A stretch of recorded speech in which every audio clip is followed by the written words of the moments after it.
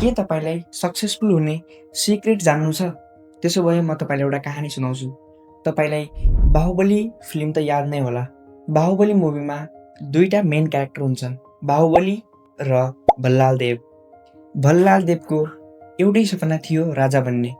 ऊ दिनरात त्यसकै बारेमा सोचिरहन्थ्यो। राजा बन्ने प्लान बनाउँथ्यो र अरूलाई पछि पार्न खेल खेल्थ्यो। तर बाहुबली उसको उल्टा, उसलाई राजा बन्न त्यति खासै चासो थिएन। बाहुबली के गर्थ्यो थाहा छ? ऊ आफ्नो काममा ध्यान दिन्थ्यो, मान्छेहरूको सेवा गर्थ्यो र आफ्नो जिम्मेवारी इमान्दारीपूर्वक निभाउँथ्यो। बाहुबली गोलको पछाडि दौडिन्थेन, ऊ काममा डुब्थ्यो।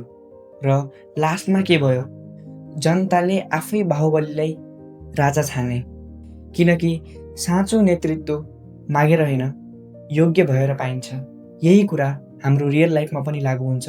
तपाईँ जति सक्सेसको पछाडि जानुहुन्छ, ऊ त्यति टाढा जान्छ। तर जति तपाईँ आफ्नो काममा ध्यान दिनुहुन्छ, सफलता आफै तपाईँलाई खोज्दै आउँछ। त्यसैले गोलमा ध्यान नदिनुहोस्, काममा ध्यान दिनुहोस्, किनकि अन्त्यमा कामले नै तपाईँलाई राजा बनाउँछ। आजको लागि यति नै। भेटौँला अर्को भिडियोमा। Till then, keep learning.